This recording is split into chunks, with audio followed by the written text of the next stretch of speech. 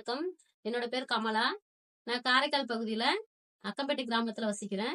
காரை மாவட்ட மீனவ பெண்கள் பேரவை உறுப்பினரா இருக்கேன். மேக்ஸிமம் வந்து மீனவ குழந்தைங்க பார்த்தீங்கன்னா, 9த், 10த் படிச்சுட்டு 11த், 12த் படிக்கும்போது, அவங்க ஒரு சப்ஜெக்ட்ல 2 சப்ஜெக்ட்ல ஃபெயில் ஆயிட்டாங்கன்னா, அதுக்கப்புறம் வந்து அவங்க மேல் படிப்பு வந்து தொடர்றது. ஏன்னு கேட்டீங்கன்னா, அவங்க அந்த கஷ்டத்தினால என்ன செய்றாங்கன்னா, கடலுக்கு போக ஆரம்பிச்சுடுறாங்க. கடலுக்கு போகும்போது அது வந்து மீனவ தொழிலே வந்து உலக அளவுல பாத்தீங்கன்னா ரொம்ப அபாயகரமான தொழிலு. இதனால அந்த குழந்தைங்க வந்து தொழில்ல ஈடுபடுறதுனால நோய் அலர்ஜி அதாவது தோல் நோய் வருது. மேக்ஸிமம் ஆக்சிடென்ட் ஆகி இறந்து போயிடுறாங்க. அது மாரி நிகழ்வுலாம் நடந்துட்டு இருக்கு.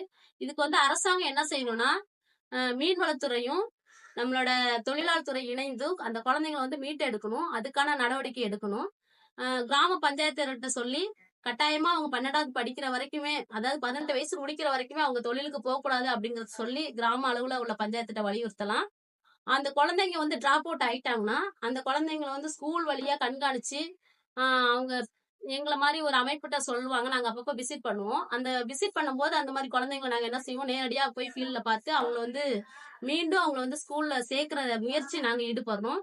இதுமே வந்து அந்த கல்வித்துறை அதிகாரிகள்லாம் சேர்ந்து அவங்களும் கொஞ்சம் முயற்சி எடுத்தாங்கன்னா, இந்த குழந்தைங்க இது மாதிரி எதிர்காலத்துல பாதிக்கப்படாம, அ மீனவ சமுதாயம் மேலோங்கறதுக்கு ரொம்ப யூஸ்ஃபுல்லா இருக்கும். இத வந்து நான் வேண்டுகோளா வைக்கிறேன் அரசாங்கத்திட்ட. நன்றி. வணக்கம்.